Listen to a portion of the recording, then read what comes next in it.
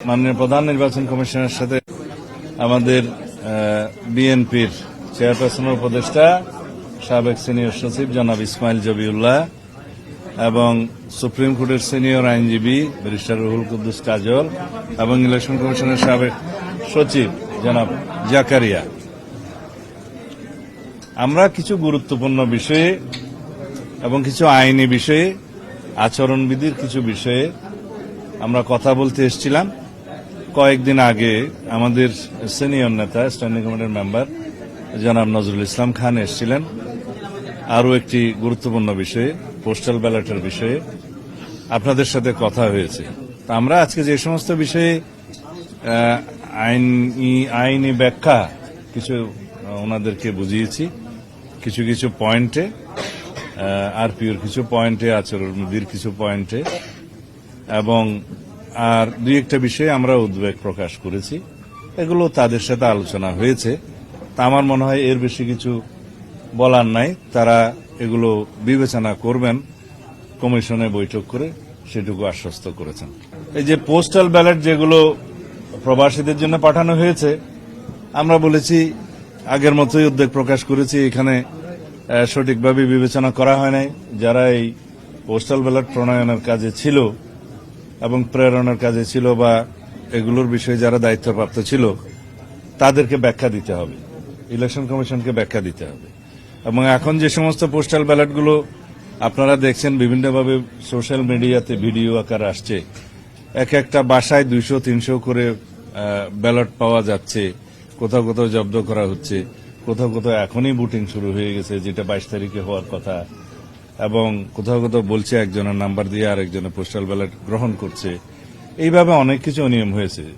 যেহেতু বাংলাদেশে প্রবাসীদের ভোটদানের এই নিয়মটা এই প্রথম এক্সারসাইজ হচ্ছে, এখানে কিছু ভুলভ্রান্তি থাকতে পারত, তবে যে ভুলভ্রান্তিটা হচ্ছে এখানে আমরা ভিক্টিমাইজড, আমরা ক্ষতিগ্রস্ত হচ্ছি, এবং একটি নির্দিষ্ট রাজনৈতিক দলের পক্ষে হয়ে কিছু কিছু এখানে কাজ হয়েছে বলে আমাদের ধারণা, এবং সেটা প্রকাশিত হয়েছে। আসলে ধারণাও নয়, সেটা প্রমাণিত হচ্ছে।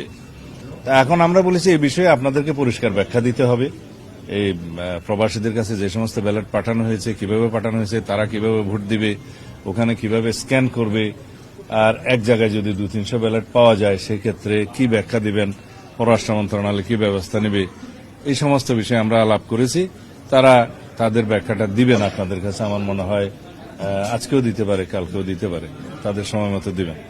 আর আচরণবিধির বিষয়ে আমরা একটা বিষয় দৃষ্টি আকর্ষণ করেছি, যে ভোটার স্লিপ প্রদানের ক্ষেত্রে আমরা যেহেতু চাই অধিকাংশ ভোটার ভোটে অংশগ্রহণ করুক, দেশে সবাই চায়, তো সেই ক্ষেত্রে তারা যাতে তাদের ভোটের নাম্বারটা এবং প্রার্থীর নাম, প্রতীক ইত্যাদি পায় ভোটার স্লিপের মাধ্যমে, সহজ হয়। সেটা না করে তারা ভোটার স্লিপের মধ্যে বলেছে কোনো পার্টির নাম দেওয়া যাবে না, মার্কা দেওয়া যাবে না, এবং প্রার্থীর ছবি দেওয়া যাবে না। এগুলো আমরা পুনর্বিবেচনা করা দরকার। আচরণবিধি যেহেতু ইলেকশন কমিশন নিজেরাই এটা পরিবর্তন করতে পারবে, সুতরাং এই বিষয়টি বিবেচনায় নেয়া। কারণ প্রত্যেক প্রার্থী ভোটার স্লিপ দিবে, ভোটার স্লিপ পেলে ভোটার নিজে চিন্তা করবে কোন দিকে দিবে না দিবে, বাট তার জন্য সহজতর করা এটা উচিত। আমরা নির্বাচনকে যেন কঠিন না করি, সহজতর করি, এবং অধিকাংশ ভোটার যেন ভোট দিতে পারে। আরো দুই একটি বিষয় আমরা আলোচনা করেছি, সেটা প্রেসে বলা ঠিক হবে না। আমার মনে হয় আমাদের উদ্যোগগুলো আমরা জানিয়েছি, আলোচনা করেছি। আর যে সমস্ত বিষয়গুলো এখন আপিল শুনানিতে চলছে, এই বিষয়গুলো যেহেতু অনেকটা আমরা বললে এটা সাবজুডিস হবে, সেই জন্য আমরা এখানে আলোচনা করছি না। আমাদের লয়ার আছে, তিনি এগুলো অ্যাড্রেস করবেন।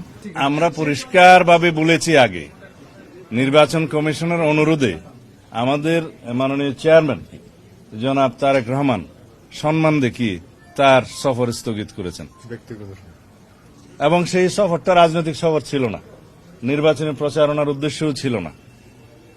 2024 সালের গণ অভ্যুত্থানে শহীদ তাদেরকে বিনম্র শ্রদ্ধা জানানো, কবর জিয়ারত করার উদ্দেশ্যে ছিল। আমরা আচরণবিধির কারণে নয়, নির্বাচন কমিশনের অনুরোধে সেটা আমরা স্থগিত করেছি। এখন বিভিন্ন রাজনৈতিক দলের গুরুত্বপূর্ণ নেতারা বিভিন্নভাবে যে সমস্ত বক্তব্য বিবৃতি দিচ্ছে এবং সেটা ভিডিও পাওয়া যায়, তাতে করে নির্বাচন আচরণবিধি লঙ্ঘন হচ্ছে। কিন্তু এই ব্যাপারেও আমি দেখছি যে নির্বাচন কমিশন নির্বিকার।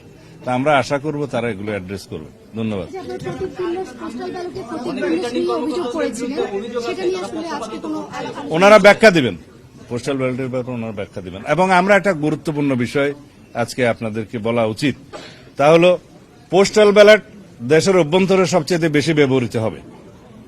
সেজন্য আমরা বলেছি যে সমস্ত নির্বাচনী এলাকায় যে কজন প্রার্থী থাকে তাদেরই তো মার্কা দিয়ে নাম দিয়ে ব্যালট হয়, সেই একই ব্যালট যেন সংশ্লিষ্ট নির্বাচনী এলাকার পোস্টাল ব্যালট হিসেবে ব্যবহার করা হয়।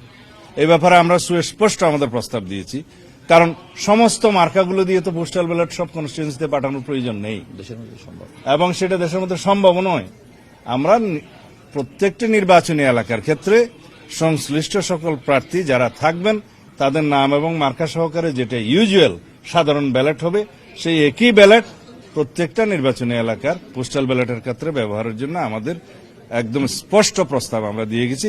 আশা করি সেটা তারা গ্রহণ করবেন, যেহেতু এটা যৌক্তিক।